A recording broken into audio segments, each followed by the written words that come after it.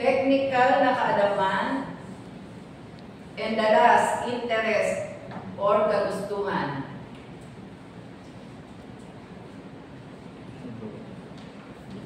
Okay?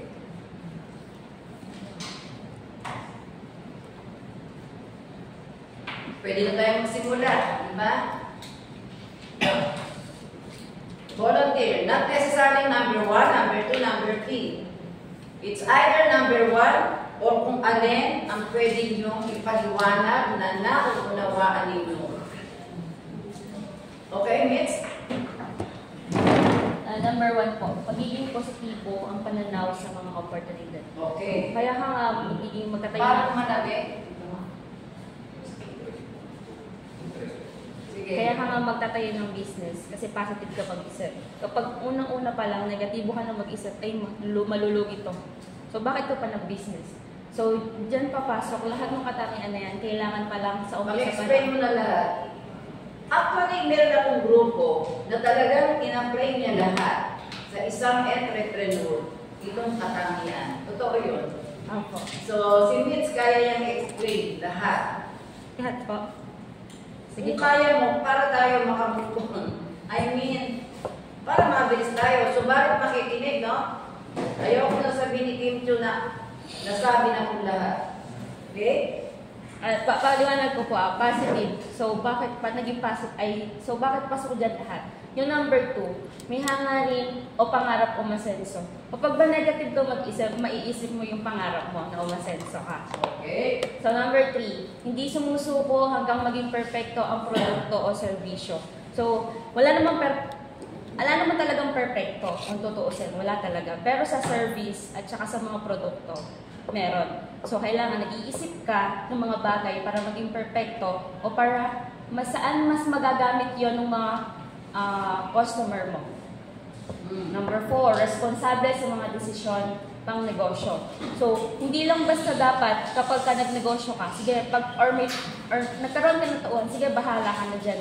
Kailangan, nandun ka pa rin, kailangan ginagabayan mo sila. Or dapat ikaw mismo, hands-on ka. Kasi kapag pinabayaan mo yan, yung business mo, walang mangyayari. Pwede ba mag-decision dyan yung asawa or kapamilya?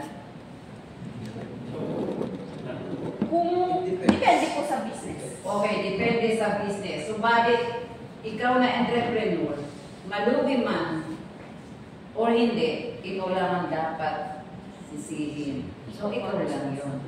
Ang family, yes, involved sila because family mo sila. Subalit sa decision making, it's you, the entrepreneur itself. Okay? Kaya ko pa? Oh. Yes. Number 5, sumasabay sa mga nagbabagong pangangailangan ng merkado.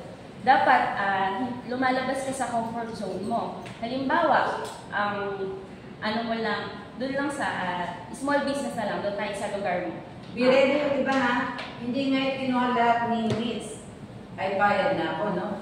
Because that is her understanding. At gusto kong makinig ng bawat isa, no?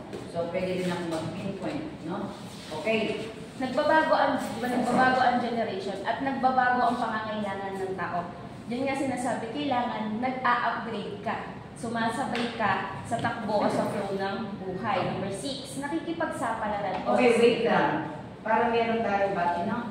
So, kung sumasabay sa nagbabagong pangangailangan ng merkado, kung ang sinimulan mo ay paggawa ng path holder, as of today, path holder pa rin ba ang gagawin mo?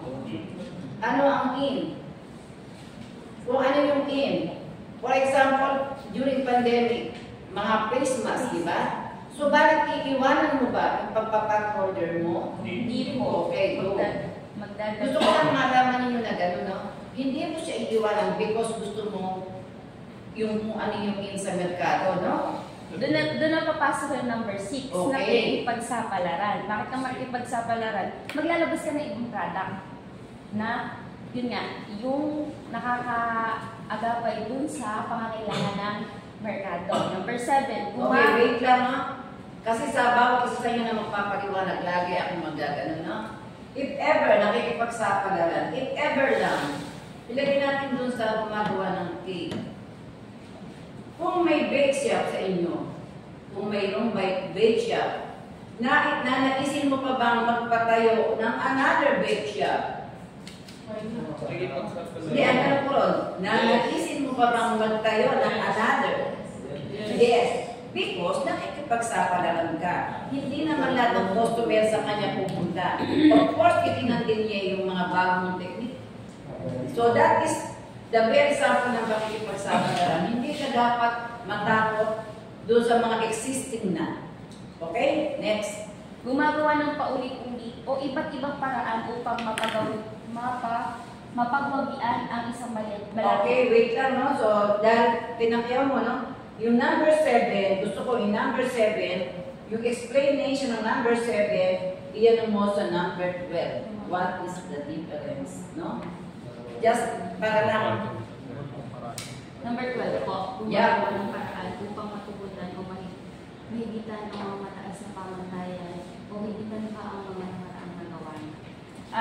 Doon muna Sa number 7 ka muna. Doon muna po tayo sa number 7. Diba dumaan ang pandemic? Aminin natin, balakid siya. Halimbawa, sa mga coffee shop or sa mga sa mga produkto. Wala ka naman kasing bibili sa'yo kasi wala namang lumalabas. Ano yung naisip ng mga entrepreneur na gawin? Di ba nauso yung online? Tapos ikaw yung magde-deliver door to door.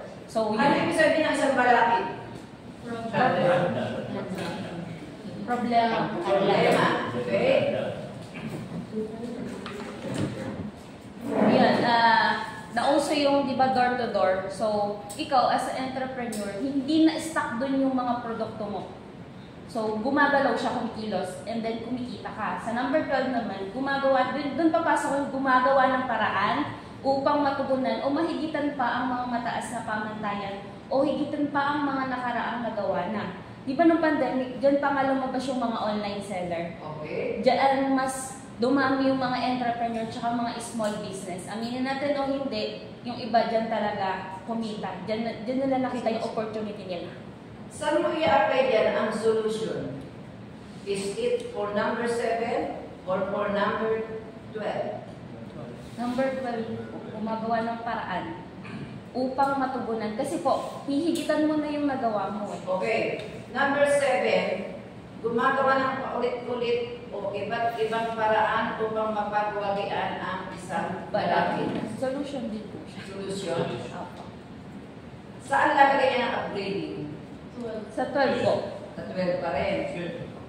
So, in number 7, solution at observation is number 12. I want a better for number 7. Ano po? Example or better explanation? Better, yes. Better explanation. Paano po dito? Iba't iba ang paraan upang mapawag. Kasi may term yan eh. It's either the observation, the solution, or the upgrading side. Number 7 po is Gumagawa ng iba't ibang paraan. So, hindi ka titigil hanggang hindi mo na perfect ang isang bagay, di ba? Kung ang tika hindi mo na paasam ngayon, hihintuan mo ba siya? Hindi po. No. Until such time na ma-perfect mo yung pag-icing. Hindi ngayon at hindi mo nagawa sa unang pagkakataon, just leave it. Just ignore. It's not. Hindi ka entrepreneur pag gano'n. Okay, proceed. Number 8, personal na nagsasakripisyo o nagsusumikap ng husto para matapos ang isang trabaho. Yan, hindi mo kailangan umasa sa iba, lalo na kung ang produkto mo is services, sarili mo. Okay. So number 8, dapat bang maging knowledgeable sa pinutak niyang negosyo ang isang entrepreneur? Yes po. Yes, it's because mahangkin ang operation. Once na ang pinagana nila ay kapital. Okay? Walang tutuloy dun sa nasimulan ng isang tauhan mo. Kaya, dapat knowledgeable. Okay, next. Naninindigan sa sariling desisyon sa harap ng oposisyon. I want to hear some, no? Na-plesarin siya lang, no? Okay? Hindi ngayon sinaat na ni Michi ay libre na kayo. Okay? Oposisyon o Maagang kabiguan. What is maagang kabiguan? yung una pa lang parang down na yung ano ko. Okay. Wala na. Parang sa tingin mo wala nang pag-asa. Ayun.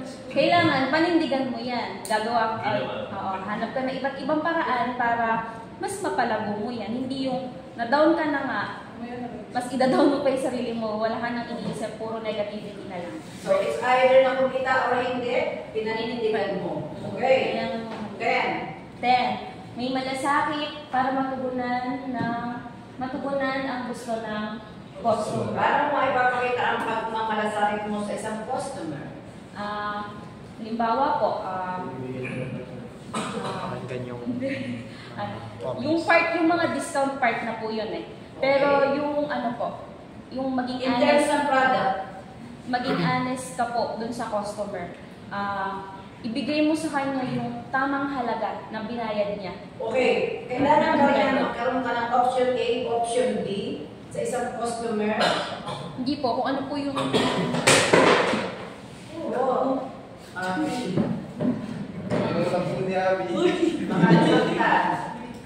O sige. Ano po yung nararapat na ibigay mo dun sa customer? Hindi, halimbawa po, hindi po tayo tumitingin sa... halimbawa lang po, Sige lang. sa isang grocery store, mapapansin po natin, diba, may mga customer na mayaman, tsaka mahirap. So ngayon, halimbawa po, ako po yung cashier or yung may mga po kasi natatarayan yung mahirap, tapos yung service sa mayaman, iba. In terms of services yan, no? Di ba? So in May terms... malasakit ka. How about in terms ng product? Sa product naman po, ay kakilala ko to, mas, alam ko sakit, nasasarapan ko to. Hindi ko naman to ganong ngayon pa lang to, di pa to, tatabangan to or... Okay. Parang An example dyan is the garment. Oh. I-advise mo si customer, hindi ngayon at nakakotse siya at may pambayad siya, tanggap ka lang ng tanggap. Oh. O operan mo rin siya na meron ako dito mas mura, pero of the same use. I mean, maganda rin, it depends sa pangyayari. So, bibigay ka ng malasakit. Doon naman sa cake, of course, hindi naman lahat ng impressive cake ay mahal. Oh. Diba? So, you have to offer. So, magkakaroon ka dapat ng option A, option B sa isang customer. Not necessarily siya nakakotse. Kasi you are after lang sa buyer.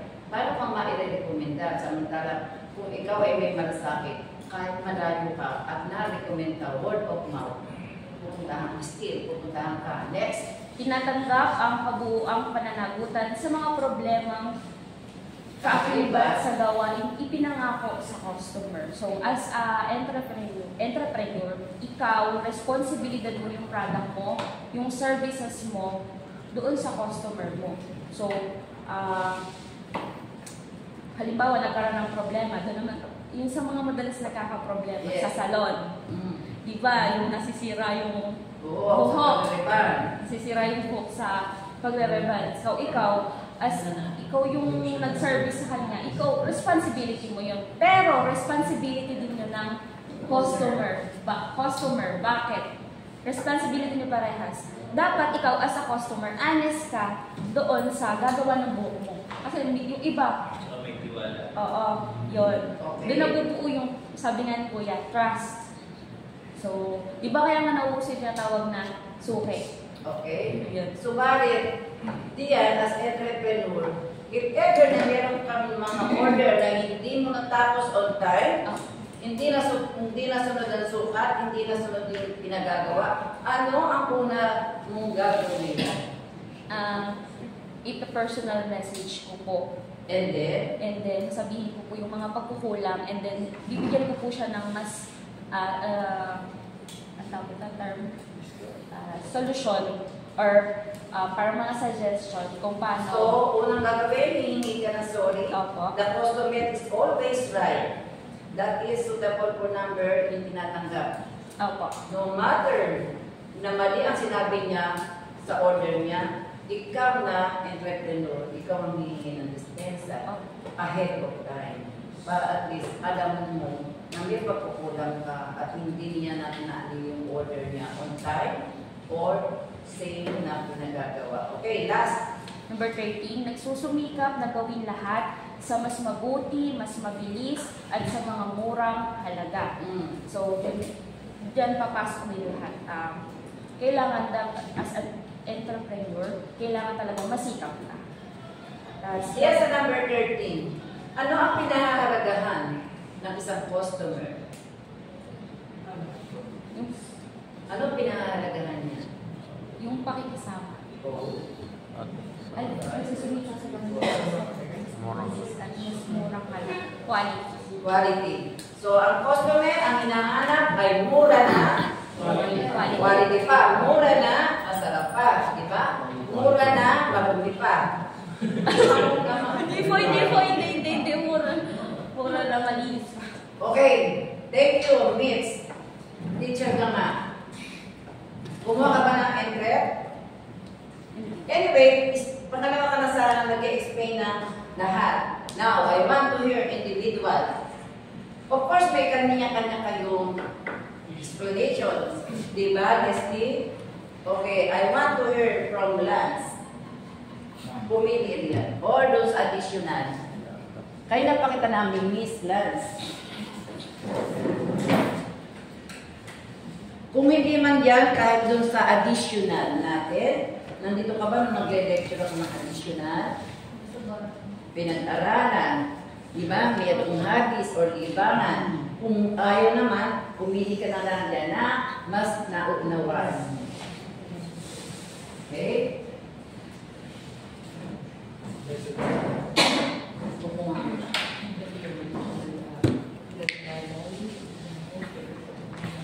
Direct yung iba, no? Kahit na nagpaliwanag si Mitch, I want to hear from you.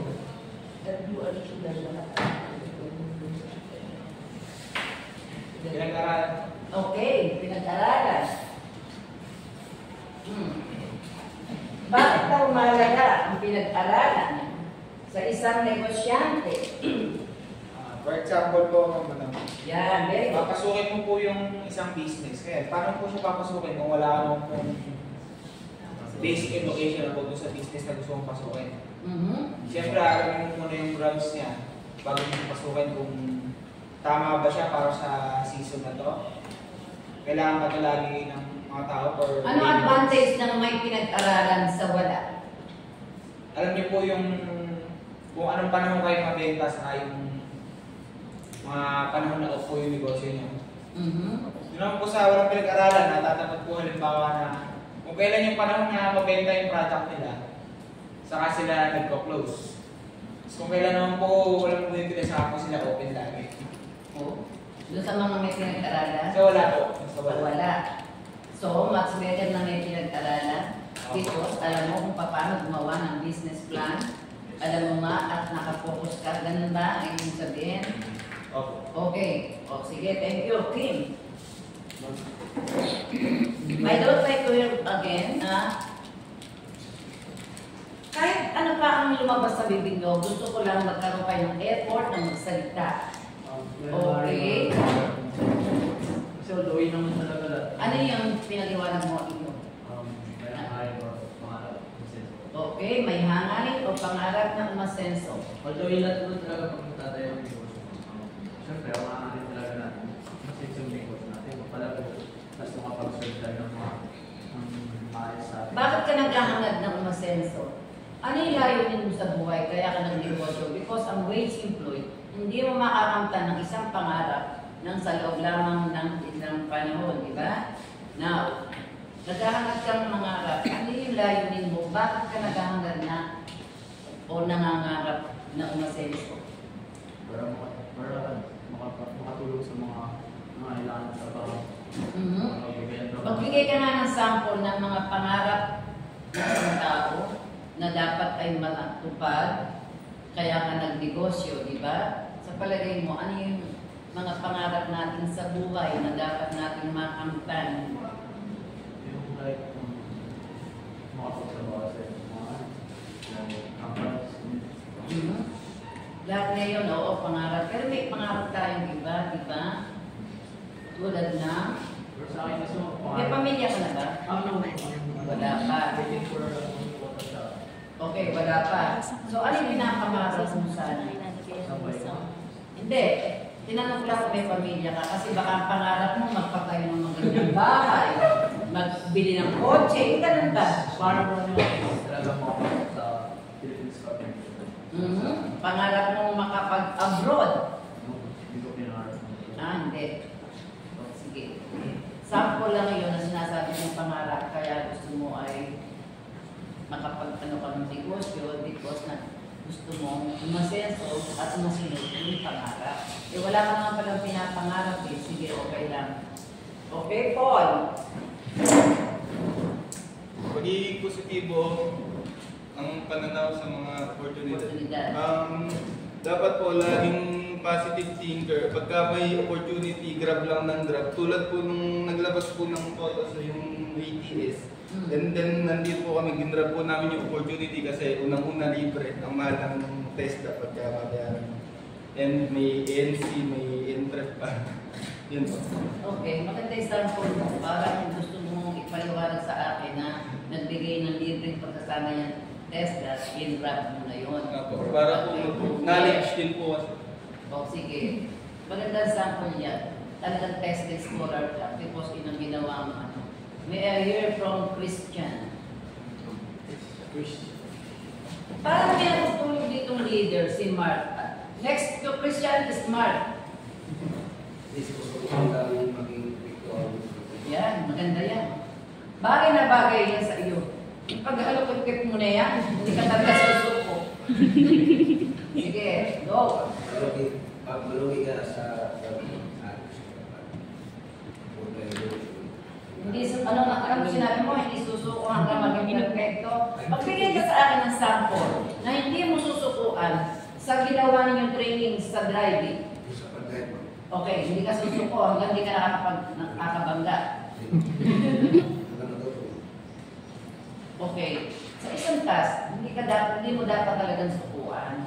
Hindi ka magtatagumpay kapag puro simula lang, no? Meaning to say, kung may ginagawa ka at hindi mo lang perfecto, keep on practicing. Try and try. Try and try. Diba? Okay.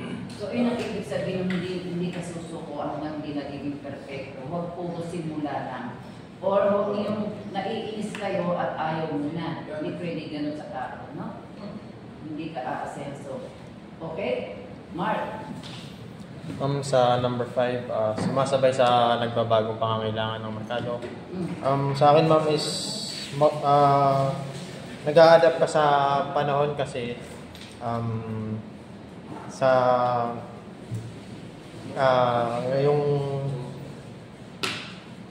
panahon ngayon, ma'am, is lahat ng bagay is nag-upgrade at lagi silang nag-i-innovate na kung paano nila pagandahin, gawing perfecto yung isang bagay. Katulad, ma'am, sa car industry, pumapasok na yung car industry sa pagiging electric vehicle, ma'am. Tapos sa mga ginagawa nilang design. Alin pinatiwalag mo nga? Anong number? Sumasabay, ma'am, sa nagbabagong pangangailangan. Sumasabay sa So, ano yung sinabi mo? Nag-a-adapt, ma'am, tsaka nag-a-adapt, ma'am, sa panahon. Nag-a-adapt sa panahon. Yes, ma'am. Tapos sa Ano ibig sabihin? Kung ano yung season? Kung ano yung ano? In? Yes, ma'am, parang ganda rin, ma'am. Tapos Kasi sa hindi ko number alam kung ano ibig sabihin ng adapt. Tapos sa number 10 naman, ma'am, may malasakit para matugunan ng Thank you, Gaya-gaya yung si Mitz. Meron pa nga sumasabay, pero mas may idea siya sa may malasakit better. Because hindi nga yung sinabi ko isa lang, kung kaya mo naman, why not, di ba? Okay, number 10. may malasakit para matugunan ang gusto ng customer. Ang para dun sa number 10 is kapag bago ka pa lang na entrepreneur or nagtatayo ng negosyo, tapos may mga 3 to 5 customers ka, tapos na gustuhan nila or natikman nila yung mga produkto mo na pagkain, As may mga side comments sila na sana sa susunod ganito yung lasa, sana mas pagandahin pa yung packaging kumbaga. Okay.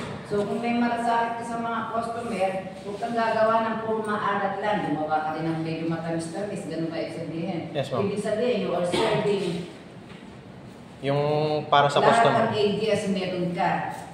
Hindi pwedeng pang matanda lang, hindi pwedeng pang bata lang. Yes, ma'am.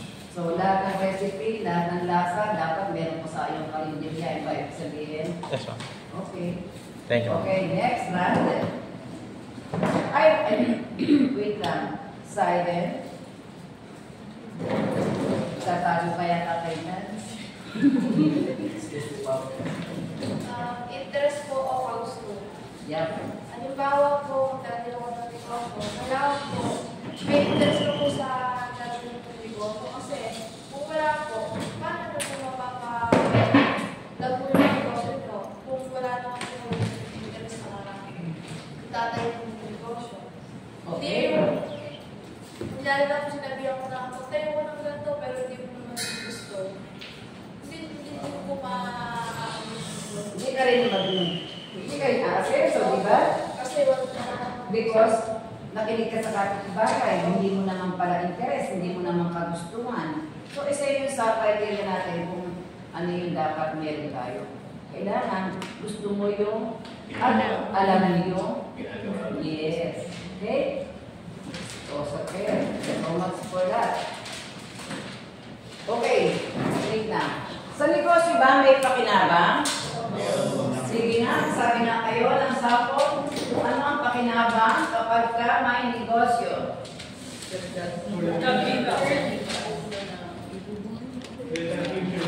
Ha? Better future.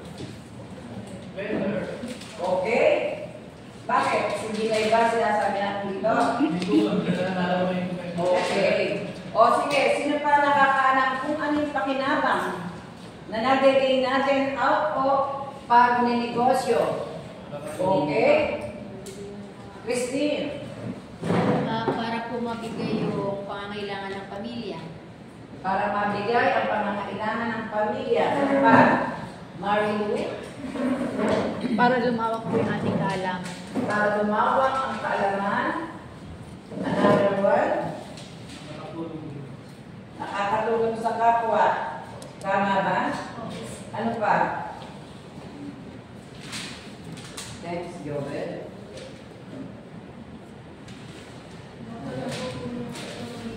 Mapalago ang ekonomiya. Okay? So, pakipos na po. Dahil may nakita na ako, sabi makakatulong daw. Ito na. Pakikopya ulit.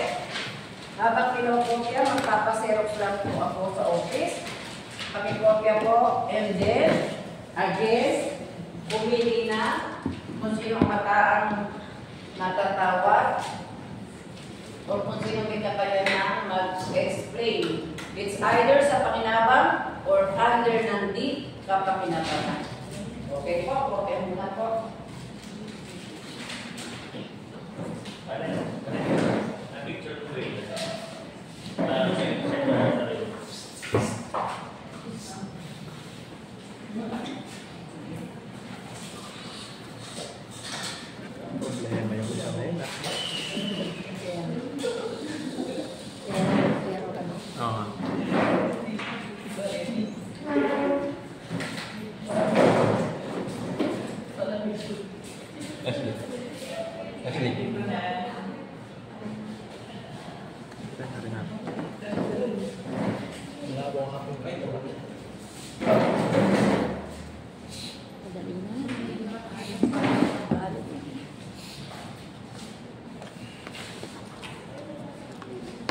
Ang popogi niyo naman.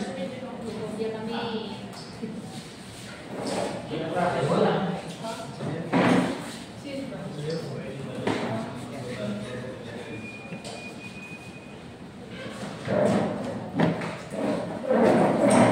Wait lang, sanay ka mo lang sa plate? O bebe? Mga poster, ma'am, na talagang makikita ng Membership. Nagugutom na? Early lunch? If early lunch, be back early lunch break.